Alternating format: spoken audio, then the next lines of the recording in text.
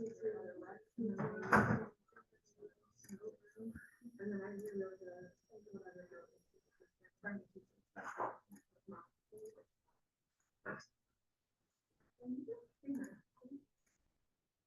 had homework last night and she told me that and then I started studying. She's like, Mom, you're supposed to read my book.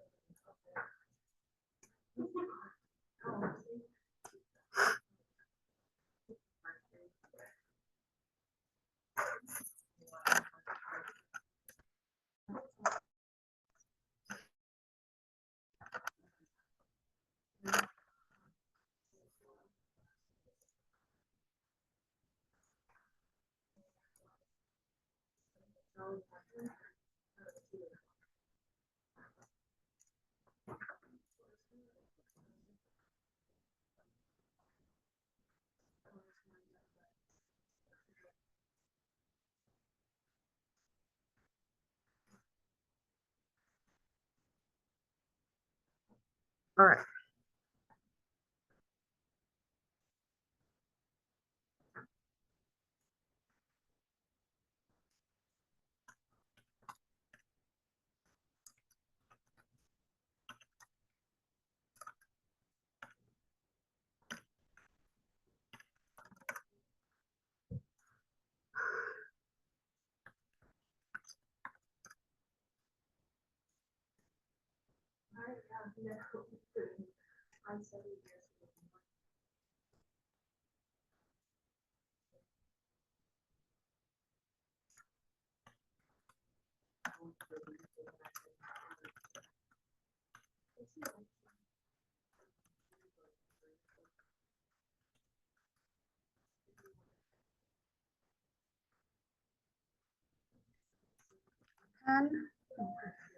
Oh, yes.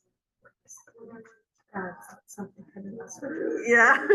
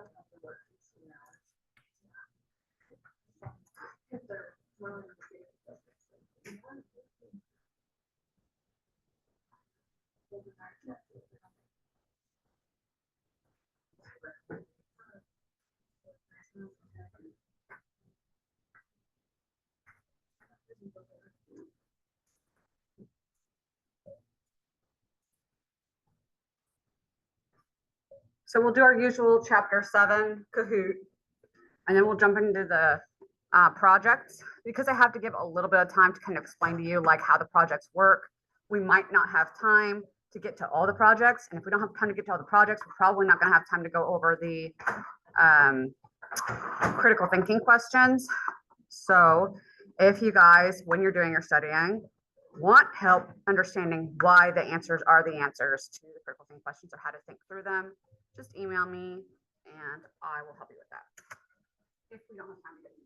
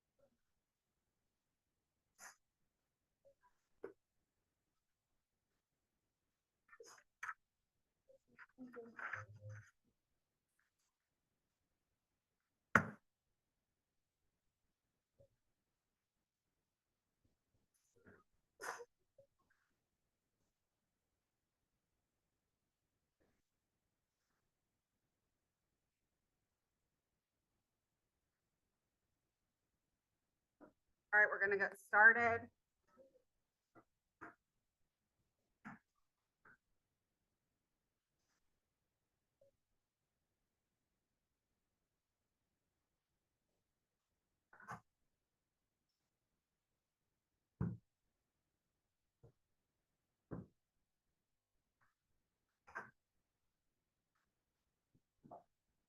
All right, question one, true or false? Antibiotics fight viruses.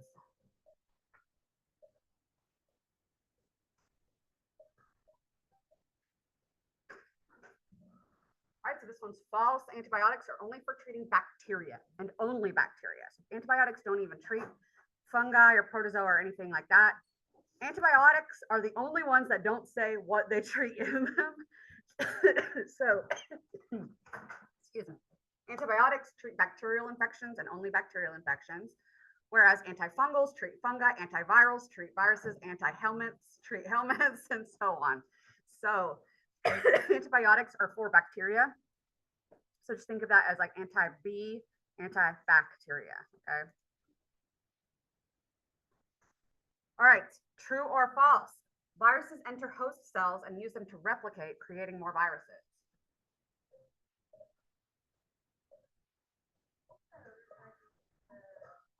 Sorry, yes. Wasn't even paying attention. There you go. 151675. All right, so this one's true. That's pretty much basically what makes viruses not alive or not cells, right? The fact that they are going to be using the host cell machinery in order to do all of that. So good job, guys. Next question. What is the capsid around the viral genome made of? The capsid.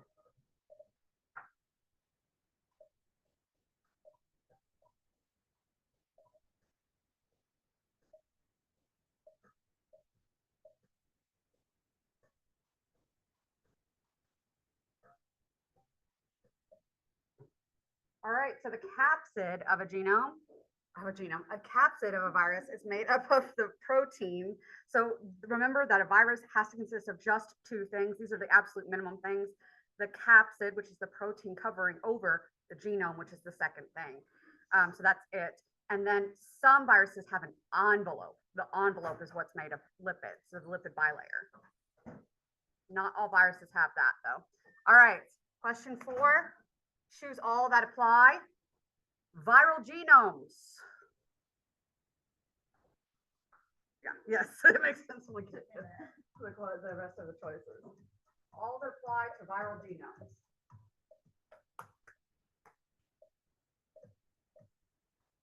Be sure we're actually reading all of our choices and understanding what the choices say. All right, they're all correct except for the blue one. The reason the blue one is not correct, most might be sitting there like, it encodes everything for the virus. Yes, it does encode everything for the virus. Virus cellular structures. Are viruses cells? No. Do they have organelles? No. So that's why the blue one is not correct. I know that one is a tricky sneak in there, but that's why we have to choose all of our choices, please, or read all of our choices, please. The viral envelope. So now we're back to the envelope. What is it?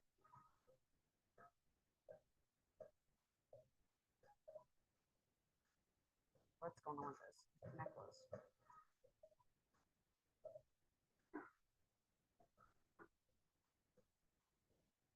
All right, great jobs. This is that outer membrane structure that will surround the capsid. So we'll have the genome surrounded by the capsid, and then the envelope will surround that.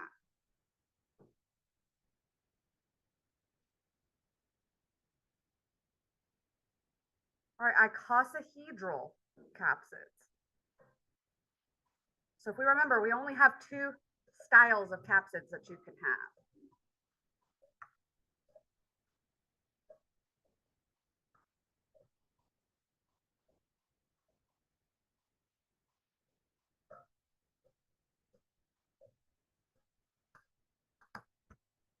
All right, so these are basically triangles stacked around one another to make a 20-sided figure. You don't need to remember that it's 20 sides, okay? I'm not going to put you a choice that's like 20 sides versus 10 sides. I'm not going to do that to you, okay? But you do probably need to be aware of the fact that we have triangles stacked around each other to create those almost like spaceship-like structures that they can have. So that's the icosahedral, made up of triangles. It is not triangle shaped itself.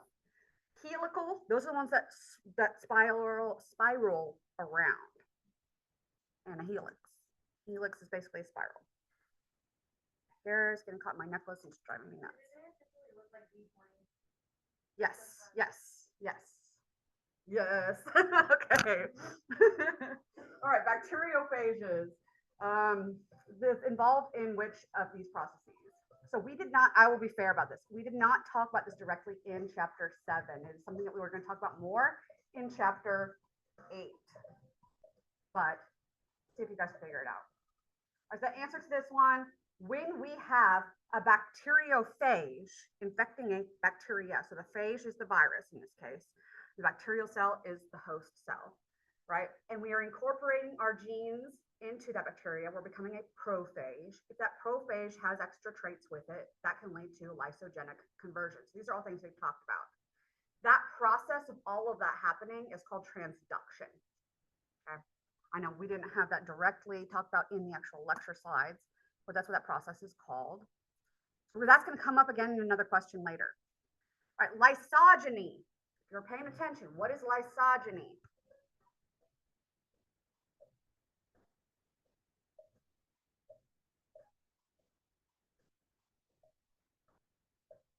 On here we have a choice with something that is, with something that is misspelled. If you guys get to a question on the test where you're not sure if I misspelled it or if I'm trying to trick you, ask a question, okay? Because odds are I just misspelled it because I handwrite all of my questions. So odds are I'm not trying to trip you up. So here we have alternating the host range of a virus. It was supposed to say range. It wouldn't matter because it's not the right answer. Right, and so it wouldn't matter because it's not the right answer, but sometimes I might misspell the right answer. So you want to be sure, like, I'm not trying to trip you up with misspelling it, okay? If that happens, and I have re-looked over my questions over and over again, and I try to check for misspellings and things like that, and a lot of people will be like, well, it's your responsibility to be sure that it's spelled right, and I absolutely agree with you. If that ended up screwing everybody over on the test, my misspelling, then I'm going to give you guys the credit for that, right? But if you catch it, I would like to know so that I can change it for future people. So if you catch it, you're probably still going to save people the points because of, you know, that. But if everybody's answering it and you're not telling me that it's misspelled, I'm not going to catch it. I'm not going to know. And you guys are just going to get it wrong because I'm not going back and rechecking my spelling after the test, right?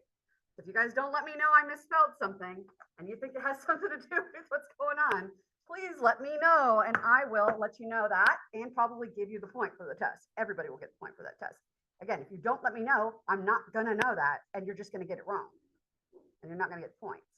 So this is one of those questions, lysogeny versus the lytic phase. So remember, our phages are going to cycle between lytic and lysogenic phases. The gen one, all right? That's when the genes are getting inserted into the bacterial genome. So the viral genome inserted into the host chromosome, becoming the prophage, that's the lysogenic phase. When we're making copies of the virus and reproducing the virus, that's the lytic phase. All right, next question. Lysogenic conversion. What is that?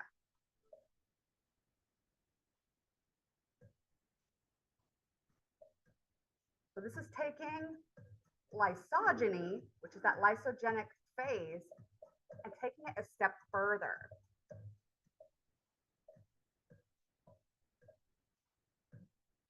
All right.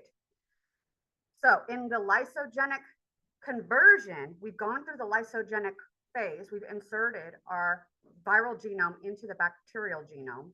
We have the prophage in that bacterial genome. And it is now creating an extra trait for the bacteria that helps it be more infectious, be more virulent. So if this was one of those situations where you're on my test and you're like, I don't know what virulence means, we said it in the class. I'm just gonna say this is not the first time it's come up. I know. Right, so this is a term that I use that I don't necessarily have defined in here because to me, in my mind, this is what an exact example of a situation where if you see a term on there and I did not like define it as a term or it's something that you like, I bolded on something and you know is a new term that you need to know, and you don't know what it means, you better ask me what it is on the test. You better raise your hand and be like, Professor Yost, what is virulence? Worst case scenario, well, it was one of the terms we talked about in class that you guys gotta know. Worst case scenario, that. All right.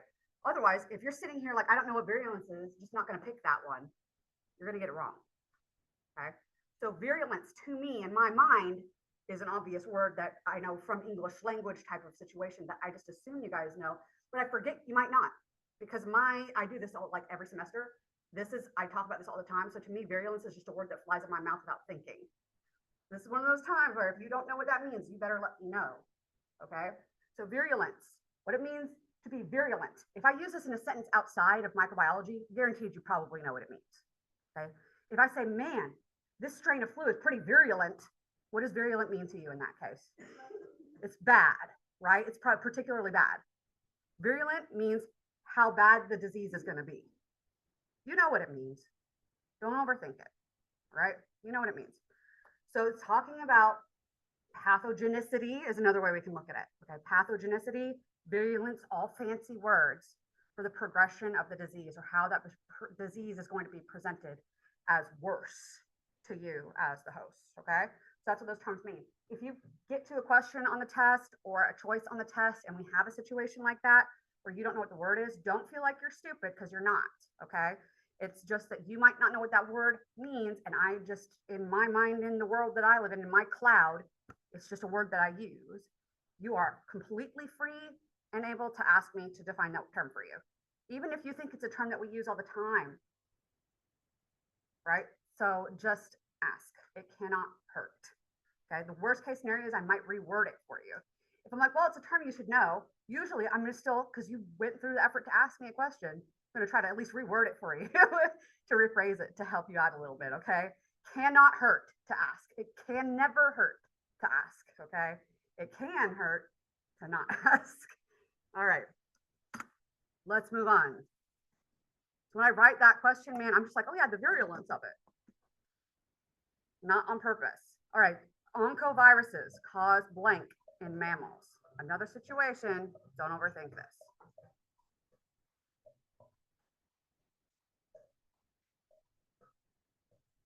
Oncovirus. What do? Yes, so cancer, just like oncology. Great job. So here's our little podium for the day. And then we're going to kick it into gear with our projects. I'm going to set my timer for these two.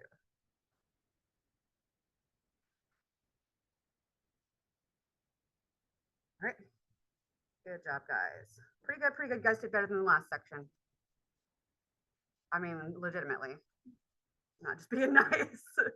Okay. Really, yes. All right. Did it send me duo push and I wasn't paying attention? Great. Oh, that's yours. Wait a second. I did not get the duo push thing, so I thought it was logging in.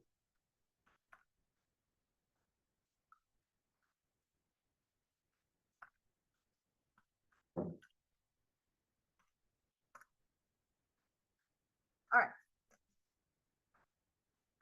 So while this is getting set up, I want you guys to take one of these handouts and pass them around. These are for you guys to keep. So this is my first. Is it just one page? Yeah, it's just one page. Yes. One page. Take it, pass it around. So this would be for you guys to keep. If I was giving my project in the form of a handout, this is one way you could do that. This is me giving examples of how you guys could do your projects now. That's how we're doing this. In case you're unclear what's going on. So this is example one. So this is example one. Yes. All right. So if you guys go to discussions, if you also haven't been tracking this and you're just like, yeah, I know she has examples and whatever, but they're here. Okay. Go to discussions. At the pinned discussions at the top, I have the unit 1 project examples. And then I have the outline of the project, but I also have like a kind of disclaimer. All right. So the stuff that I made 8 projects all, kind of on my own, and I didn't have these from previous semesters, so I had to do them from scratch. So these are our basic base examples. These are not the stellar examples, but these would tick the boxes, okay? So having said that, I have the 8 topics that I'm covering with my projects, and we're going to start with number 1, basically chapter 1. That's going to be our intro to microbiology and germ theory guide. All right. So I'm going to put it up on the screen too, just so that you guys can see it over on the screen. But these would be for you guys to keep.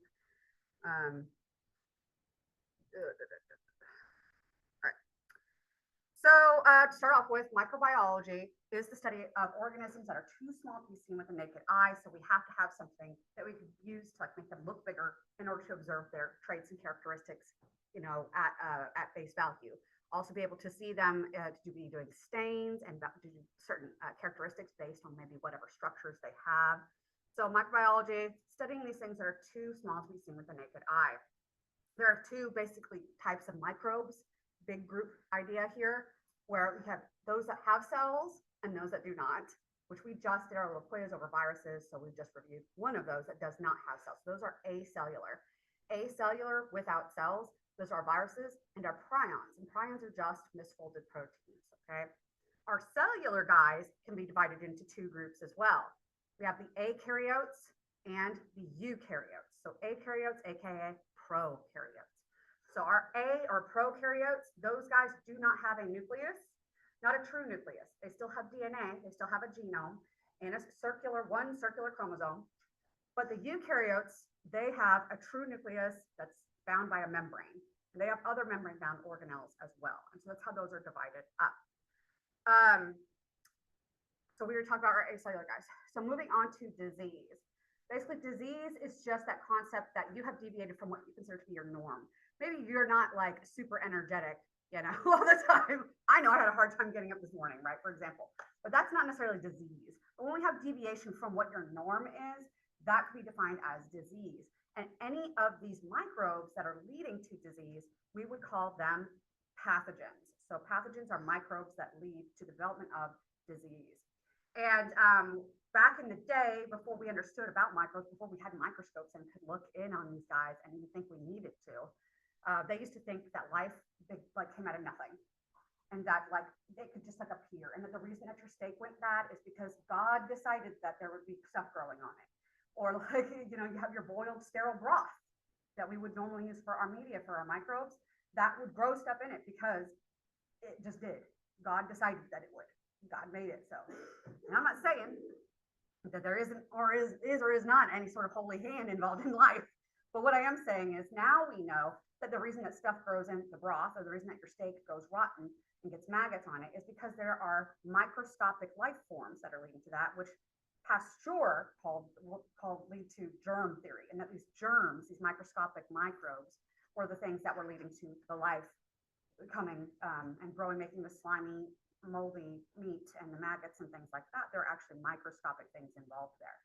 And his experiment basically had that open air flask versus the one with that snaky neck. The snaky neck one didn't let microbes get into it. So once that liquid was sterile, it stayed sterile. But the open air one was letting microbes in from the air, from the environment. And Pasteur, his name was Louis Pasteur. Louis Pasteur is the guy that came up with that theory, the germ theory, which basically disproved the spontaneous generation that life just came out of nothing. All right. So that is my handout for you guys. And like I said, these presentations that you guys are going to give over your projects, 5 to 8 minutes. That was 5 minutes right there. I didn't time it, I forgot to set my timer, but I guarantee you it was 5 minutes. All right. If you can get your info out in under 5 minutes, good on you. You still get points. There's not a minimum. Okay. It's just a guideline to keep you guys on track. If you can get all your info out and actually prove to me that you learned your info in 2 minutes, good on you. All right. Okay. So how many times did I read off of the handout directly? None. All right. If you guys were to ask me about the things that are on my handout, do you think I could answer the questions about it? Right. That's the goal with your projects. Okay. So the reason I'm bringing that up is because it was very popular last semester early on, the second project that they had. People realized, oh, everybody that did the Kahoots, all they did was read their questions and give their answers. So everybody wanted to do a Kahoot suddenly. So we would have one, they were in groups last semester. If you didn't hear the drama, you feel that way, man, because there was some drama. But basically, they wrote Kahoots that were like 10 questions, and it really was like one, the carry person, the person in the group that did the work for the whole group, might have made the whole Kahoot, and then the other people would just come up, blah, blah, viruses are acellular, true or false? That's true. And then that was it. Like that was what they gave as part their participation in the thing. So I was keen on this. I saw it, that they were just reading off their questions and what the right answers were. So I got mad. And if you saw, I have a whole recording of it, okay, of me getting mad about it. Yes, not of me, but I was trying to record them. And then like the fact that people were just reading off of the slides or reading off of the questions, and they didn't actually know the material. So what I did was I said, turn off the screen and turn your notes over. I can do it. And they couldn't do it. Now you guys see the problem with that, right? That's not actually the assignment. The assignment isn't to put some words and regurgitate them at me. The assignment is to learn your topic. And so that's part of the reason is why we have individual assignments back again this semester. Because last semester was my first time doing the groups. And we're never going back to that again. So back to doing individual assignments. So you are responsible for you. You can't put your weight on somebody else now. All right. Pay somebody to make your assignment for you. That's fine. But the problem is I reserve the right to ask you questions about your assignment. That doesn't mean I will. Because if you give your presentation like I just did to my handout, where clearly I knew my stuff, I mean, of course, I'm going to know my stuff. But if you guys could do the same thing with yours, I'm probably not going to ask you questions. I'm going to feel pretty confident that you knew your stuff and you can explain it to me. But if you're going to sit up here and read off of your handouts, microbiology is the study of organisms too small to be seen with the naked eye. 2 types of microbes. If you're doing that, you're going to not get all your points. I'm just saying, you'll get some points because you did do the thing, but did you actually understand it? And so that is up to my determination and is subjective. And so I reserve the right to ask you questions to make sure you actually know your stuff. Okay. All right. So that is that part. Are we clear on the kind of expectations with that? All right. So we're going to move on to another example. This next one is some slides. Same kind of setup here. You guys know how this is going to work. All right. I don't want to see this. Hide this. All right. So the 5 eyes, and I am going to turn on my timer for this so I can stay on track. You guys know I can talk. All right. The 5 eyes. These are the 5 major steps that are involved in identifying any unknown microorganisms. Through a lot of the steps going to be applying to bacteria, but this is actually steps that we could involve in any of our microbes. So we have our little summary over here on the right. This is straight from our textbook. If you guys are making slides, I do expect you to cite your sources, okay? So I do that either throughout the slides or at the end, I cite the whole textbook, okay? So FYI. But I just pulled this from the textbook, screenshotted it, and cropped it down, okay? So inoculation is our first eye. This is basically introducing our microbes back to the media. So we have sterile media, and what sterile means is that it's free of all living life forms at all. There are no living things, nothing that could beget life is in there. No viruses, nothing. So sterile media, when we introduce any sample to that, to put that growth on there to get something to grow, that's inoculation. So that's really what it is. As it says in our definition, implantation of microorganisms onto culture media. If you're not sure what culture or media is, that definition is up on here as well. And we have incubation. This is basically putting our sample that we introduce onto our media at conditions to help it to grow. So some of our guys might need to go at different temperatures than other guys, or might prefer certain temperatures over others based on what you suspect it might be. Or if you're not sure, they might pick certain temperatures or certain amounts of oxygen in that area. Because like if we were pretty sure that our patient had C. diff, we don't want to grow it in the presence of oxygen, for example. So we have up here some examples. Listeria, which is a common cause of foodborne contamination here. Listeria monocytogenes here. So this would be a temperature range of 25 to 30 degrees, so about 80 degrees Fahrenheit in that range. It only takes about 1 to 2 days to grow. Whereas if we look at Mycobacterium tuberculosis, if we're culturing that guy, it prefers 37 degrees Celsius, which is 98.6, it's your body temperature. And then culturing time is 28 days. Quite a difference there. We wouldn't be culturing this in our lab, right? Yeah. You'd probably be having some real serious issues if we're waiting a whole month to get your culture back to start working with it. So that could be creating a problem. There's also different kinds of media that we can use for culturing based on whatever your target or what your goal is when you are culturing these things. So I've included that on this slide as well.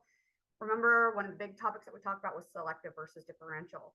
Selective media, you're going to be targeting some organisms to grow while inhibiting others. So if you have an idea that's probably gram-positive, you might want to target for gram-positive, or vice versa. And then differential media, anything can technically grow on it, but will have a color change typically associated with waste products that they're going to make from biochemical processes. They do. If they can ferment something, the waste product, the acid, or whatever it is, causes a color change in the media. And that shows you that they can ferment the sugar or not. Not everything ferments. So those things can be used. We've also given a little bit of definitions on some other things like enriched media and growth factor if we need to brush up on that. That's there. Close. I forget those circles stay there. Let me get rid of all that. All right. Next is the isolation step. So we know about quad streak methods and things like that. So we're already at 3.5 minutes on this presentation. Quad streak plate is basically the main method that we talked about in this course on how to isolate organisms. There are other methods that can be used. But with the quad streak plate, the whole idea is to dilute out the sample as we go around in our different steps on the plate. When we finally get that 4th step, we should have the most single isolated colonies. I don't know why it didn't save my definition for colonies down here, but I promised you that it was there on my iPad. But basically a colony grows up from one single cell. So it's one cell just multiplying itself. And it has to be one cell because that way, if you were to select that colony that's not touching any other colonies, we know that that could create a pure culture, and a pure culture is representative of just one bacterial species. You might not yet know what it is. We might have to do more testing, but it would represent just one bacterial species if we got that one colony and made a new culture from it. So that's what a pure culture would be.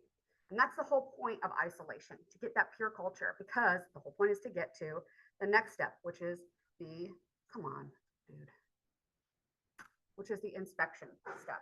And so most of lab is going to be inspection. It's just collecting data. So whether it was positive or negative for this stain, whether it was positive or negative for growing on this media, whether it made this color change or that color change on that media, and all that stuff. And we'll do all these tests and collect all of this data. And then that data altogether represents that inspection phase, right? And so we aren't identifying yet. We are just collecting the data. That's the whole point of the inspection phase. And I've given some examples up here of some different types of tests that can be done. So we're not just talking about growing on different kinds of media, but whether or not you're positive or negative for the PCR test for E. coli falls in the inspection phase. Because I can assure you that in the food testing industry, whenever we were trying to identify an organism, basically McDonald's would send us a beef patty and we would grow it in a media and then take that media and then test it on PCR for E. coli. If it was positive on PCR for E. coli DNA, they didn't accept that at face value. They would tell us, prove it. Because why else might there be E. coli DNA in there? We might have contaminated it from our lab. Right, so that's what they might say. So how else might you think? So we did the PCR, so we'll do the other tests too. We'll do the biochemical tests or the antibody tests or whatever other kind of tests that we have. So usually what we do is we would culture it up on different selective media. And we had like 3 different E. coli selective media. We would do a gram stain to make sure it was gram negative. We would do all sorts of tests that would be involved in that. All sorts of biochemical tests that you guys will learn about in the lab, right? So anyways, this is going over that step. And then once you have all of that data, now we can determine what the identity is of this organism. Now, PCR is pretty straightforward. It basically tells you that there's DNA for E. coli in here. Now, if you were a very scrutinizing person, you might say, well, is that DNA from E. coli from your lab or is it from my sample? And so we would do the other tests on your original sample to be sure that that would verify that. But the dichotomous key and Berkey's manual of bacteriology are 2 tools that we can use your stuff to determine what it is. For example, on our dichotomous key example here, we saw that we had cockeye in our simple stain. We'll do a gram stain. Was your gram stain gram positive or gram negative? If it was gram positive, there's other tests that we can do that you're either positive or negative for, and we'll follow that down. Dichotomous key, you always have two choices at the next step, okay? And at the end of our lab, once we've collected all of our data, we will get a dichotomous key that will help you guys determine what your organisms are as well, okay? All right, does anybody have any questions about any of that? So I cited my sources. I don't have a works cited, but you're welcome to do a works cited page if you prefer. But I just have my citations on my slides. If I chose a image from online, I just put the link to it there. That's how I cited it. All right. All right. So that took me 7 minutes and 45 seconds. Like I said, I want you guys to keep them under 8 minutes when you do yours. Okay. Because we have to do 8.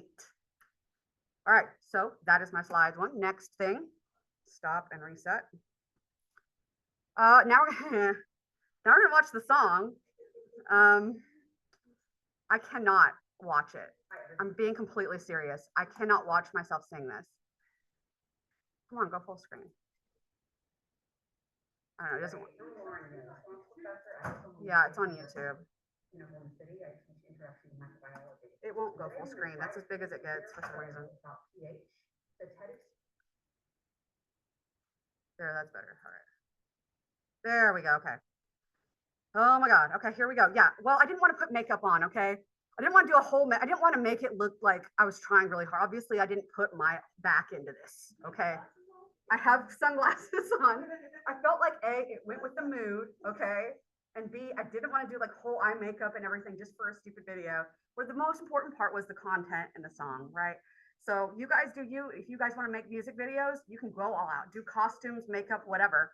But I was just trying to fit the vibe as easy as I could. And I am not a singer, okay? So don't, I mean, I'm not bad, but I am not a singer. So this is not to show my vocal prowess, like I say in the video. I'm not bad at it. This isn't me trying to showcase my musical capabilities, what I'm saying. I'm just trying to have a little fun with it and get you guys to see you can be creative with this, have some fun, be silly. I did not realize, also preface to this, I didn't realize it wasn't recording the sound of the song while I was doing this. It was only picking up my voice. You'll hear, right, it's that bad, okay? It's me singing a song and there's no background sound to it. It pops in a little bit in and out. And most people know the song, so you can kind of hear it in your head. But I didn't realize that until after I played it back. And I was like, well, screw it, I'm not going to re-record it. I mean, I made it through the song. Like, I felt like that was an achievement. So like 3 or 4, because like I said, I could easily see this getting like into many takes because you skip on a word or something, right? If you're good at video editing, you'll be better at this than me. I don't know, I'm not good at video editing. But I'll say this, there was like no sound. Most of the way you can kind of hear the song in the background, but then the guitar solo came up and it wasn't picking up my voice, so it wasn't triggering it to pick up the sound. So it was me waving around a guitar in silence. So I put sound over it. So hopefully you guys can appreciate that effort. If you've seen the video, then you know. But it's okay to laugh at this. This is meant to be kitschy, funny, silly. Okay. So if I can't watch it, but I'll stand over at the side and let it play. Hi, everybody. I'm Lauren Mills. So I'm a professor at Oklahoma State University in Oklahoma City. I teach interaction and microbiology. And today I'm going to try to sing some lyrics that I wrote about pH. The text swims, lose control. So wish me luck. This is not a demonstration of my vocal power. Hoping to get some people excited about. There is music, okay? All living things in this world. It has a lot to do with how proteins fold and how molecules and cells work. Whoa, it's just high or it's low. And the things in your cells just won't work anymore. Yeah, it'll take a huge toll on you. And soon you won't be you if you can't regain that control. Don't you know? It's okay.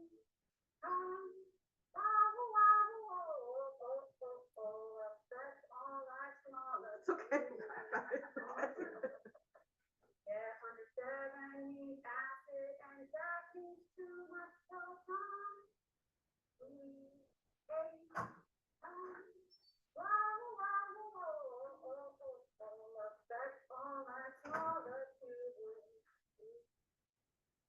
Above 70 alpha, my that means too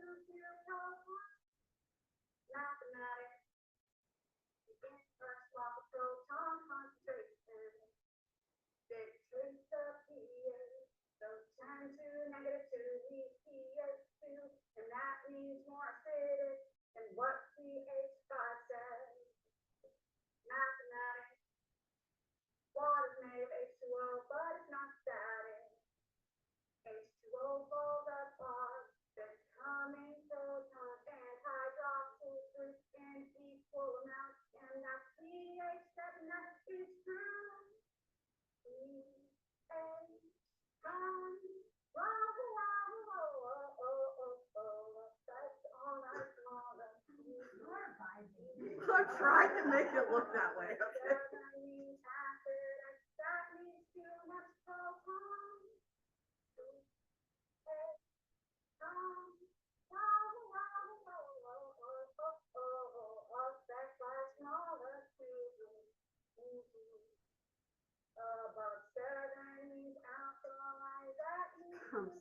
Here it comes, guys. This is my favorite part of the video.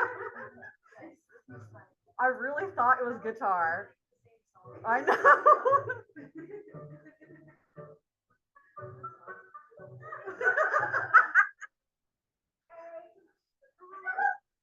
I know, right back into it.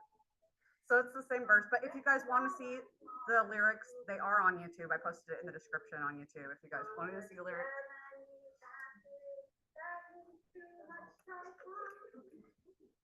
So yeah, so I have the figure here to go with it to go along with the song and show the pH scale and everything like that. But if you guys want to do a song, you're welcome to do whatever song you want to. Try to keep it relatively appropriate for adults, you know. I don't want too many swear words in it, but if you have one here or there, we're adults, you know, we can deal.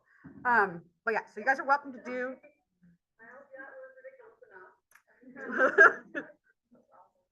So you guys are welcome to do songs. You're welcome to do skits. If you want to do them, if you want to sing live in person, please do not let me stop you. I would love to see it, but have fun with it. Cover your bases, get your check marks, but have some fun with it. Make it fun for everybody else, and it'll be a better experience for everybody. So my next thing is my model, and here I have my explanation for it. So if you guys were doing a model like this one, I have my explanation that I submitted online that would go with it. And I would give the explanation ahead of time, like I'm about to do, for what your model represents. And then I would also have it online so that when I grade it, I can make sure that you're covering all your bases ahead of time. And then if you're missing something, I can tell you, hey, you're gonna wanna be sure you also mention this. If you guys submit your stuff early enough, like give me at least a week to give criticisms. So you can submit it a week beforehand and I will be like, hey, be sure you include this, or try to be a little bit more creative because there are creativity points on this and stuff like that. So you get it submitted early enough, you'll be able to get that critique going and be sure that on your day of your presentation, you don't have to worry about it at all, right? All right, so gram positive and gram negative. The whole entire outer coating of your cells, which is represented by my two models here, that whole entire outer coating is the cell envelope. Okay, it's the same thing for the viral, like with the viruses, they have outer coating too. But the viral envelope only talks about the membrane. So that's a different term in a way there too, okay? But these guys includes their membrane, their cell wall, and if they have one, the outer membrane, okay? We know there's two exceptions to this rule. The mycobacterium, which have the waxes on their surface, the mycolic wax, that is only for mycobacterium, and then the mycoplasmas that don't have any cell wall at all, that they all have a pleomorphic or many shape to their cells as a result of not having that cell wall to support them. We'll see how important having a cell wall is in just a moment, but our gram positives, they tend to have that thick peptidoglycan wall, which will be our styrofoam cup on this guy here. It didn't have purple balloons at dollar store. I'm sorry. They had blue. And the red ones were like a really like blood red, like dark red. And I was like, that's not happening. So we have pink and we have blue. So I guess, traditional society would say boy and girl. Of course they would have those, right? So anyways, so we have our gram positive cell, our peptidoglycan cell wall for our gram positive is very thick and we don't have an outer membrane on it. And our gram positive, this blue represents the membrane. So here all we have is our cytoplasmic membrane. That's the stuff that basically encases the goo and everything inside of the cell there, right? So cytoplasmic membrane is our balloon, and then the styrofoam cup is our peptidoglycan cell wall. Much thicker, so that's the white. Cell wall is white. Cell wall is white for this too, but we can see here, and maybe you guys in the back can probably see, if I have like a white napkin to represent that. So much thinner than the styrofoam cup there, thinner layer of wall, encased in two layers of pink. The inner layer is the balloon. That's our, again, balloon cytoplasmic membrane there. And then our outer membrane is the crepe paper or creepy paper, you know. Then, so our crepe paper on the outside is our outer membrane, and then balloon on the inside. Okay. original setup that I had for these was a little bit more sophisticated, but I couldn't get the glue to glue. So my apologies for that, but this is gonna work. It works. All right. So basically, if we put these cells into salt, what happens when we put cells into salt? They shrivel up, right?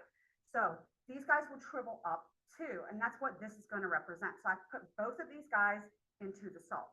So if I put our gram positive with our styrofoam cup into the salt, fair warning, loud noise, okay? Put this into the salt. This maintains its shape. It wouldn't fall out like that in real life, but this will maintain its shape, right? Nice and sturdy, regardless of if it's in the salt or not. Right, and it's all going to be staying in there, right? This is, think of that as a cross section. So this would be another cross section. If we put this one into the salt, it's not going to maintain its shape as well, and that could be deadly to the cell if it is salty enough, right? So now we see the difference in kind of the stability of the thickness of that wall versus the thinness of this one. And even though it has that outer membrane, it's still not quite enough to really maintain that. We can see a resemblance of like the shape it used to be, but it's just not as sturdy. You can imagine if we didn't have a cell wall at all, like our mycoplasmas, that this really wouldn't hold their shape. Does that make sense with that visualization there? Cool. All right. So we are at 4 minutes and 11 seconds, and I feel like we covered it pretty well. Like I said, it doesn't have to be the full 5 minutes. On my submission, I also like gave pictures of my model so that if the instructor was grading this, they would see what I was going to do. If you guys wanted to put a video of it on there too, you could do that depending on how you're going to use it. So my hair's getting stuck in this necklace. It's one of those, you guys know what I mean, like the necklaces that have like this, the hair. I did not prepare for that, and I don't want to take it off. It was expensive. Okay, just saying. All right, so that was that. So next we're going to do the biological macromolecules. The next 3 are going to be cahoots. I tried to put all my cahoots back to back once we got to them so that we could just like crank through some cahoots. Okay, you're going to be sick of them by the end of it, but probably project day. People like the cahoots. So we're going to do our macromolecules first. This is going to be a basic normal cahoot.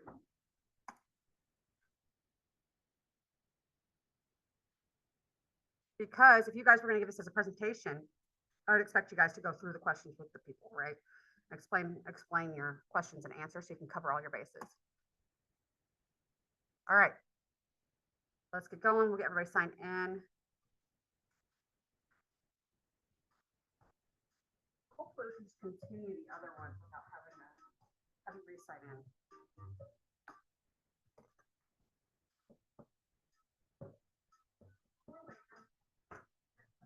Yeah, absolutely.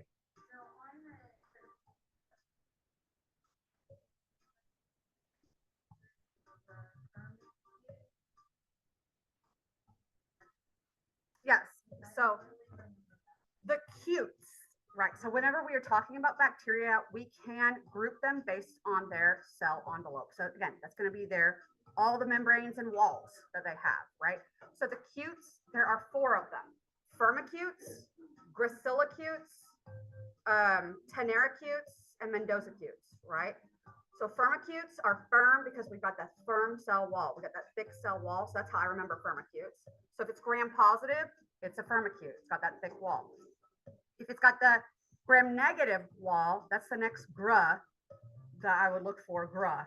Gracillicutes, those guys have that thinner cell wall with that outer membrane, right? So it's our pink guy over here. All right. Then we have the tenericutes. They're tender because they don't have a cell wall, so they're pleomorphic. They don't have a true shape. And then the archaea, those guys, again, Joey Mendoza from a long time ago. And that's what I've said to help me remember it. If that helps you guys remember it too, I hope it does. But Mendozicutes are our archaea. Okay. So in applying that real quick, and applying that to that question, let me find it. I have a lot more announcements than you do, so it's really hard for me sometimes to find the right announcements. All right, so that one would have been this question here, number 2, I believe. I could just select it. All right, this one here. A patient presents at your clinic with a persistent skin infection that has worsened despite treatment with antibiotics. You suspect MRSA, a strain of Staphylococcus aureus that is resistant to typical antibiotics. After several tests and culturing procedures, the lab results are back. So here's what the lab gave us.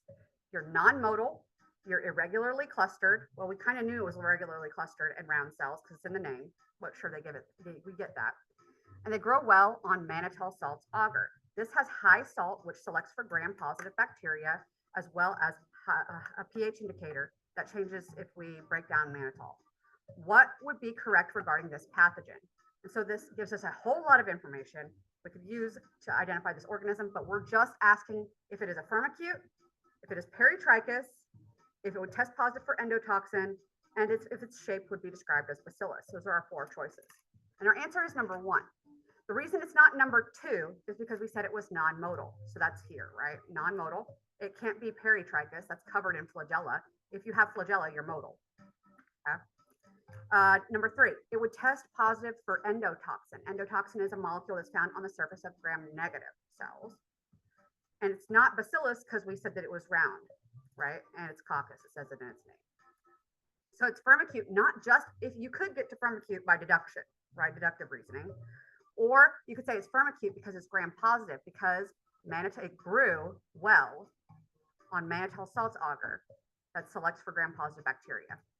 So without doing the gram stain, the fact that it grew on media that selects for gram-positive tells you that it's gram-positive, and that's why it's firmicute. Does that help?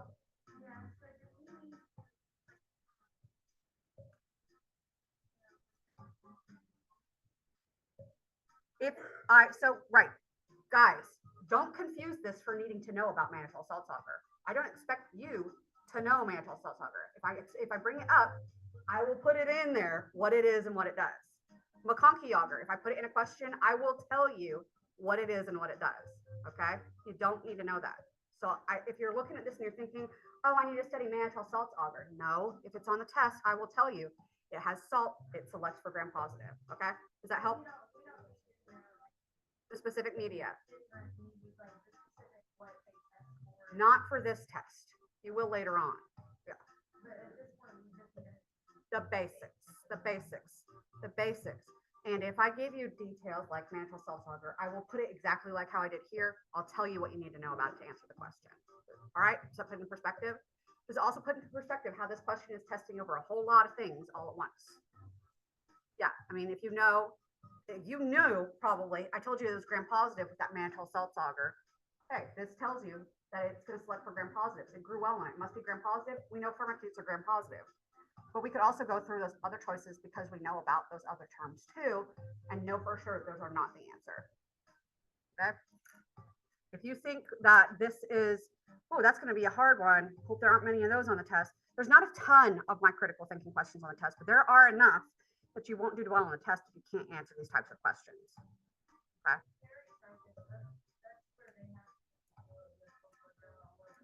Yep, exactly. I think they'll actually be on one of the Kahoot questions when we get to it. All right, any other questions about that one? If we get to the other ones, we'll go over them too, okay? All right, so let's go on to this one. Let's get started. All righty, biological macromolecules. We'll do this the basic way first. The next Kahoot we play will be a different method. Four types of macromolecules would antibodies or enzymes fall under? Which are the 4 macromolecules? Antibodies and enzymes fall under?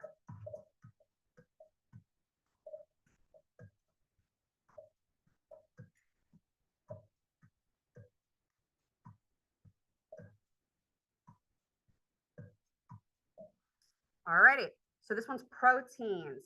So antibodies and enzymes are proteins. Lipids, a good example would be like our phospholipid that makes up our bilayers. Nucleic acids, good examples would be like DNA and RNA. And we have the carbohydrates. Those are made up of sugar subunits. So that would be things like our large polysaccharides, like my brain's completely blank, like cellulose and stuff like that, that make up our cell walls for our plants. And glycogen and things like that that store sugars for us. All right, what is the monomer subunit that makes up carbohydrates? The monomer, sciencey word for it.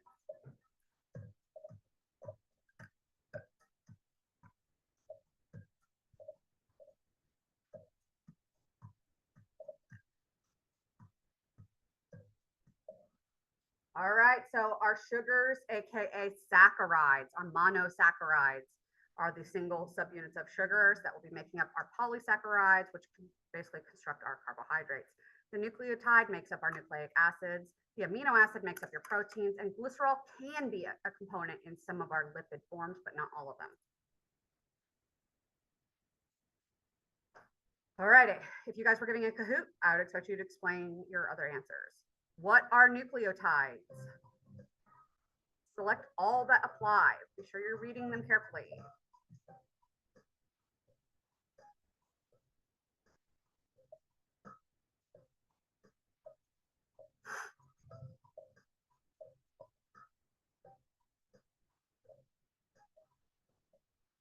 All right, it's okay if you didn't get your answer in. What we have here, nucleotides are definitely monomers for nucleic acids. Most of us got that one.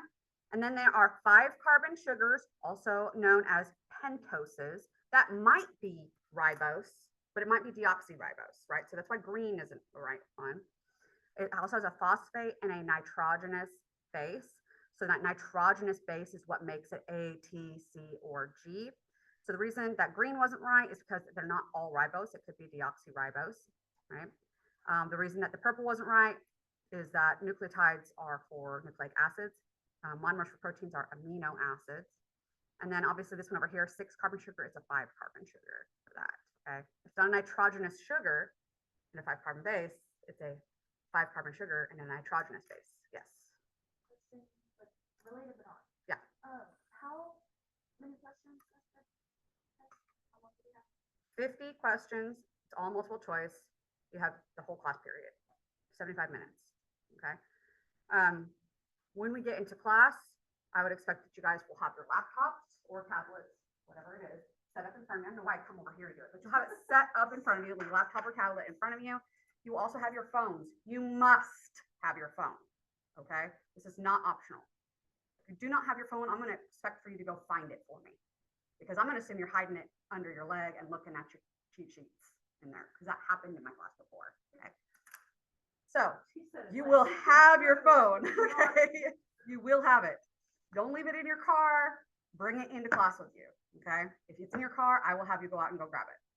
So your laptop or your tablet in front of you, your phone will be face down, either on the other side of your tablet or on the other side of your computer, if your screen is here, right? So that I can see where it is at all times, right? If you need, at any point, if the internet goes out in the middle of your test during lockdown browser, you will have to cold restart your computer. I mean, completely turn it to dead off and restart your computer and rejoin. Guess what it's probably gonna do? Dual push, okay? So that way I know where your phone is, you know where your phone is. If you need a dual push, you can just dual push and get that signed in. And I know you're not digging through your bag to find your phone so that you can do the dual push, but potentially also looking at answers to your test. And I can be there if you're like, I need to do my dual push because I had to restart my computer because I had issues, which hopefully you told me you had issues and you had to restart. That I can be there and make sure that everything's going well for you working wise, as well as making sure you're not looking at anything on the phone that you shouldn't be, right? Fair? So phones will be out, laptop will be out. If you have a mouse that you like to use a mouse with it instead of the touchpad, that's okay. I will allow you to use a mouse, okay? You may have a drink. It needs to be normal things like this Alani beverage is fine, even though it has words on it, but it's all like with the bet, like that's on there normally, right? Don't have weird stuff. So your drink back there, wow, what's your name? Okay, so she has her drink back here. She has stickers all over it. I don't know what those words are, so I probably wouldn't allow a drink like that. Like, hate to be mean, but that way I don't have to come and read your freaking can and approve it, right? So if you have a normal store-bought thing with words on it that were store-bought on there, it's fine. If you have a lot of stickers with words on it, pick a beverage holder that doesn't have labels that are weird on it. A lot of words, right? So that sort of stuff. I'm probably not gonna be that picky. I'm gonna be really honest, but let's just all play it safe and not rent it for everybody so we can have drinks and things like that. Better not to worry about it. If you need candies or something because you're gonna get low blood sugar because of the stress or whatever, I understand that. A, I prefer you just bring a sugary drink. But B, if you need to have a handful of candies out there, I think we'll survive it. Okay? Yes. Chewing gum is fine, just don't be loud with it, okay? If you are loud with it, I will let you know because I can't stand it. Right. Yeah. So be respectful of people that are in here. What else? Don't bring a whole meal in here, obviously. Like I said, a couple of candies is fine. I would say no more than like 5 little candies. if you need that, please just try not to. If you're one of those people, I understand we get low blood sugar, it's fine. You will get a scratch sheet of paper, one piece of scratch paper. All right, and I will hand you a blank sheet of paper that you are to use to take the test. It's not for you to write down notes ahead of time. Literally last semester, I handed out scratch paper and one of my students just started writing off of their notes and I wasn't paying attention to it. And she still didn't do very good on the test, but she was like writing down whatever she could on that scratch paper before the test started. And then afterwards, she hands me this thing with like all this writing on it. I'm like, man. And then it occurred to me afterwards that when I started handing out scratch paper, she'd just like been copying down as many notes as she could before the test started. And that's not what that's for. I have no notes on the test, no note cards, nothing like that. Okay. When I give you scratch paper, it's for you to use as you will once the test starts, but not to write down everything off of your notes beforehand, right? Did you have a question? Yeah, I was gonna ask. No, no, it's only be one answer. So there won't be select all like there are on some of these. I use that to add a little bit of complexity, so we have to think about it differently on these, but your test will not be like that. It will all be one answer. And that's it. It's just, and it won't even let you choose more than one. So you won't have to worry about that. There might be an select all of the above. I don't, yeah, that might happen, but you get it. It'll only be one thing. Yes, so scratch paper, you'll come in, get your stuff set up. I'll hand out the scratch paper once everybody is set up. Your belongings need to be along the walls. This is pretty standard test taking type of stuff, right? So I know that you aren't secretly reaching down in your bag or whatever when I'm not looking, because it's hard for me to migrate around this whole room. It's big. So stuff against the walls, get set up. There are power plugs at your seat, so you should be able to plug in your laptop if you want to. And then once the test gets started, you may not leave the room. If it's like an absolute emergency, like I understand, man, believe me, that stress can make emergencies happen. And you really are just having an actual emergency and that's happening, we can talk about that after that emergency happens. Other than that, that's the only reason why we would need to be leaving the room once things start, okay? Most of my students are gonna be done within 20 to 30 minutes. I would be surprised if you took longer than 40 minutes. There are students, if you are that person that's like, I've completed all my questions, but I'm just gonna take my time because I have it to go over my questions and over my questions, over questions. You have that time. I will sit here while you go over and over and over your questions for the 75 minutes. But yeah, you can do that if you want to. But I've never had anybody actually need the time. You know what I mean? Never. Never. Yeah, never had anybody be rushed. Not even when we have the final exam with the 100 questions, you still get the same amount of time technically. I mean, I don't push because we don't have anybody coming after us. So we just take whatever time you need on the 100 questions, but never had anybody go over the 75 minutes ever. So don't worry about the time. That's not going to be the factor. Right? Just be sure that you understand your questions and your choices. And if you have questions, you'll ask. Yes. So we in the lecture portion of the class, we just have the 4 exams. So unit 1, unit 2, unit 3, and then the 4th one is half unit 4, half comprehensive. So it's 100 questions, 50 questions unit 4, 50 questions 1 through 3. So I split it up like that. They're not separate, they're all mixed in with each other, but. Is it worth more than that? Yes. Okay. I think it's worth 12% of your grade. Close to 10, yeah. This first one is 5%, so that you guys can get your feet wet. Okay, to put it in perspective, your project, your single project that I just showed you is going to be like 5 minutes straight up. All you have to do is that one project, 10% of your grade. It's more than this test is worth. Lean on the cushion, okay? It's there. Make use of your cushion. Optimize your cushion. Everything else is meant to be cushion. Even your quizzes are meant to be cushion. That's why they're open note and things like that. So maximize the cushion. It's on you to maximize the cushion. And then if you're maximizing it and you're actually using it for your study purposes correctly and you're understanding the material well, the test will work for you too. But hopefully you're taking the time to understand the material. I had a student in my last class, and I'm not gonna lie, it was my hybrid class, so this shouldn't be that surprising. But she's taking the class with my night class on Thursday. So they have to sign up for a day to take it. And so she's taking it with my night class on Thursday. And she's like, oh yeah, I'm gonna go to the SSOC, to the STEM lab, and study for my test on Thursday morning. So I'll be really well prepared. That is not really well prepared. That's last minute crunch time prepared. That's cram at the last second prepared. So if you're waiting until the day before your exam to prep for this exam, I can guarantee you, you won't get an A on that. I will guarantee you, I don't care how much time you spend in that prep lab the same day, they're not going to prep you for that test well enough to get an A on it on the day of the test. That is, to me, inappropriate. Okay. But you do you. Don't let me stop you. If that's the time you have and that's as much effort as you want to put into it, you can probably still pass the class. Well, I doubt you'll get the A because it requires understanding. It's like that kind of question that we just had up here where you had to understand a lot more than just one thing at a time and be able to apply it. And you've got 50 questions that are set up with the same line of thinking. Some of them are more straightforward than that, but it's the same idea. You need to understand a lot of it and be able to relate them back to each other. Yes.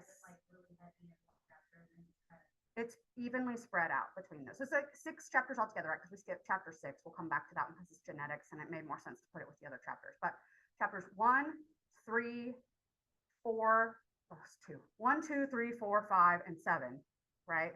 It's equal amounts of questions from each of those.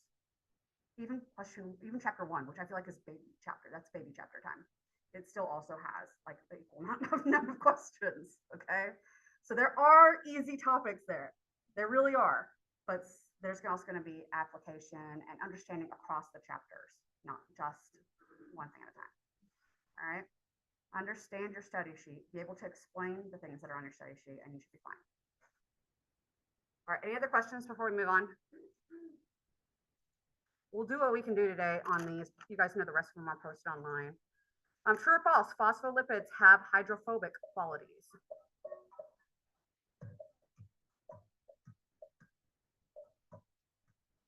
Don't overthink it. Do they have hydrophobic qualities?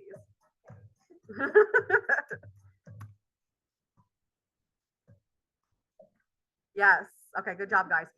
Right, so phospholipids are amphipathic, but they do have hydrophobic and hydrophilic qualities, right? So they do have hydrophobic.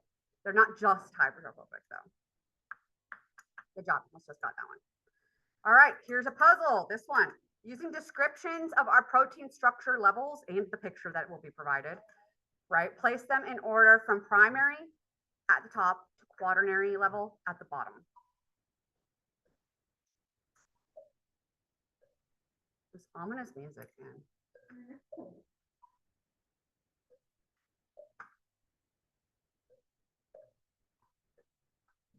I shouldn't have given myself a sharp object to play with. Waiting for this sharp stick. Don't poke my eye out.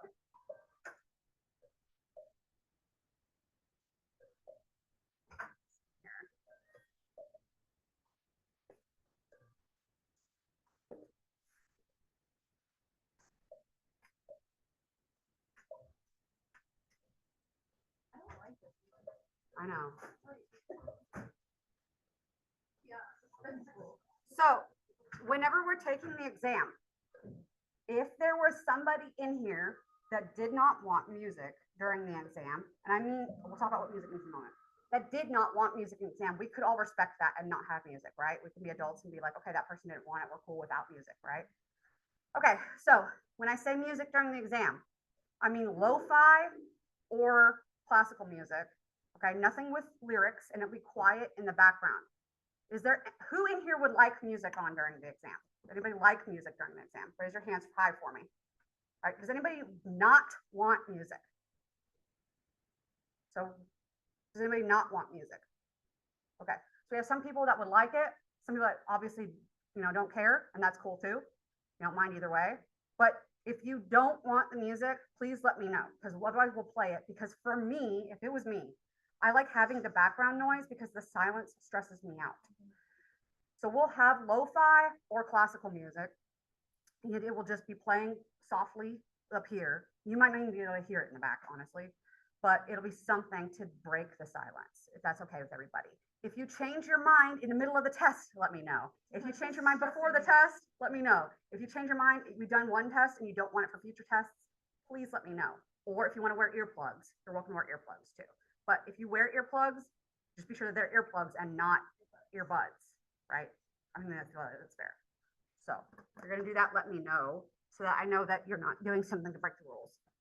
Cool. Is that okay with everybody? Okay. All right. So we've got 12 people that got it wrong and 11 people that got it right. That's okay. We're still studying. We have the amino acid sequence itself that creates the ribbon. We have the R groups next to each other that help to start creating helices or beta pleated sheets in the ribbon. We have the third tertiary level where all those beta pleated sheets and those helices and everything across the way start folding up on each other to tie the one bow. And we have multiple bows coming together to make the big old pretty picture for the quaternary, which is multi-polypeptides working together for a functional protein. All right, question 6. If most sugars are based around a formula C6H12O6 or something similar, and think about sugars, okay? Do you think sugars are polar or non-polar?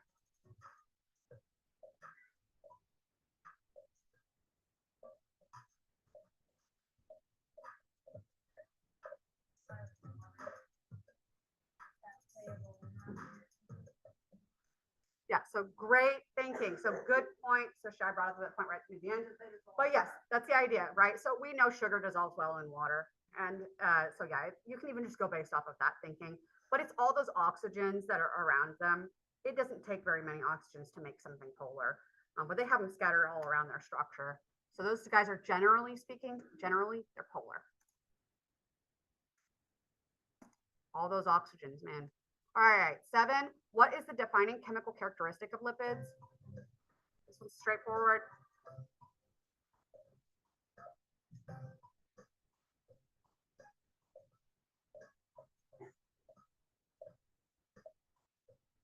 This is talking about all lipids. Yeah. All right, so that was our phospholipid in the picture, which is one of our groups of lipids. But not all lipids are amphipathic. Not all of them. Phospholipids are, but not all other ones are. So even fats and things like that don't always have an amphipathic quality, right? So, but they all have some aspect of hydrophobic characteristic, and that's what makes them that's not what makes them lipids. It's that long hydrocarbon tail, and then that leads to the hydrophobic aspect, but they'll all have that. All right, multi-select. If you love these, all of your genes code for proteins, or the genes will control how proteins and when proteins are made. What functions do proteins have?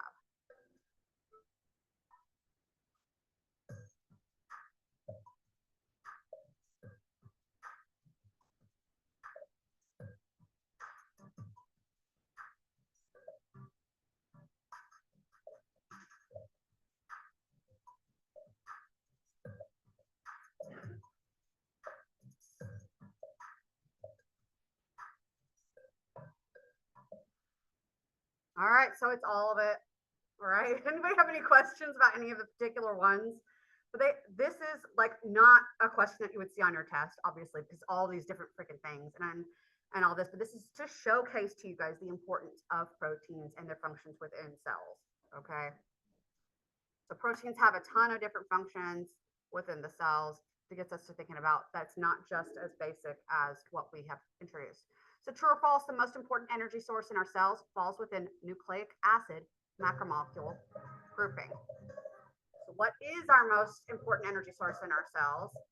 And does it qualify as a nucleic acid?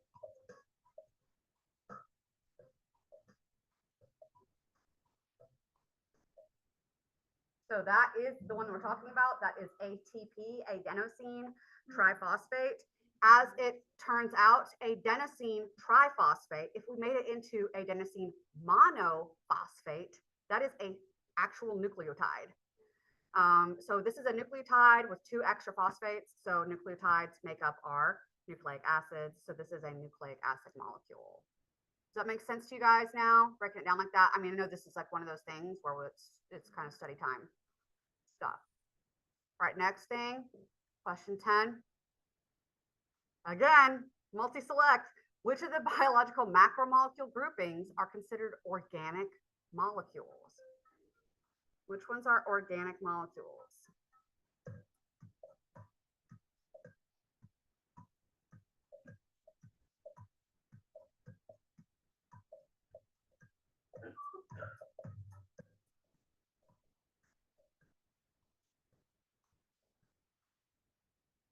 All right, so all of them. Okay, so if it's got carbons with hydrogens in it, it's organic. And all of these guys do. So lipids do, we have long hydrocarbon tails. Proteins do, our amino acids have groups with carbons and hydrogens in them. Carbohydrates, literally carbohydrogen.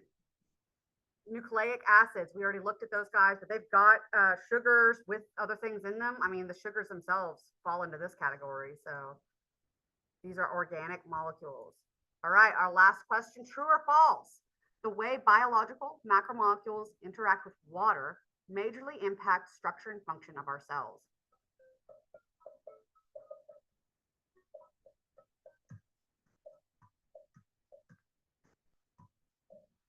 All right, this one's easy. Yeah, of course, yeah.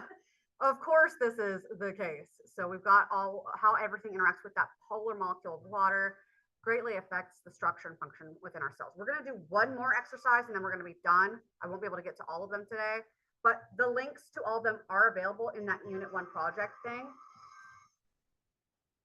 So would you guys rather I go over the critical thinking questions, or would you rather I play more Kahoots on other topics? Who wants critical thinking? Raise your hand. Who wants to do other projects? Raise your hand. All right, who doesn't care? Okay, that's kind of what I thought. We'll do critical thinking, that got the more votes. It's fine. So let's do it. All right, critical thinking questions, starting with number 1, because we already did number 2. A patient of yours has an unknown bacterial blood infection. This is called septicemia. The lab performs a gram stain on a blood culture, and the results indicate a mixture of gram-positive and gram-negative rod-shaped cells. So we've got gram-positive cells, and we've got negative, and they both seem to be rod-shaped, right? What's rod-shaped? Bacillus. Okay, so we've got some info that we're gathering up while we look at the question. So what answer choice best describes what's going on in the blood cultures? Is it the patient is infected with a species of bacterium that can alternate between gram-positive and negative? That's not real. Okay, that's not real. You are either one or the other. Can you imagine? That would be complicated. All right, so no, it's yes. On the announcements, and it is called Critical Thinking Questions Preparing for Unit 1 exam. So you'll have to look at older announcements. All right, the patient's blood culture contains 2 bacterial species, one of which is gram-positive and the other is gram-negative. Now that seems obvious, right? So it might be that one. I'm leaning towards that being it, but we want to look at our other choices. So we know it's not 1, it might be 2. We think it's probably 2. Number 3, it's not possible because there's no way for any culture to harbor both gram-positive and negative bacteria simultaneously. We just happened. Yeah, we just did that in the lab, didn't we? So I gave that to you mixed together, so we know that's not correct. And number 4, the lab likely skipped the alcohol step in the gram staining procedure. Okay, so that wouldn't be it. But this also, if you wanted to be able to rule that out, really rule it out. Because we know number 2, this one might be one where it's like, well, I don't think it's number 4 because that's just the lab wouldn't do that. And that would imply the lab did something wrong. We're assuming that the results we got back from the lab is right. And you're correct, okay? But why wouldn't that be the case? Because if you skip the alcohol step in the gram stain, and you need to know this for lecture and lab, all right? If you skip the alcohol step in the gram stain, they'll both be purple. They'll just show up as purple, and purple is positive. So we wouldn't have seen gram positive and negative. So we didn't skip the alcohol step. It's not that because of understanding the gram stain. All right, so it's number 2. All right, question 2 we already did, so I'm not going back over it. Question 3. A patient presents at your clinic with a persistent skin infection that has worsened despite treatment with antibiotics. You suspect MRSA. So this is literally the same question as the one above it. Have you guys noticed that so far? Same exact question, but we're going to end it with a take-home message that's a little different, okay? So we have MRSA. We know we are non-modal, irregularly clustered, round cells. We know we grow on mannitol salts agar. If you grow on mannitol salts agar, this selects for gram-positive. So we know we're gram-positive.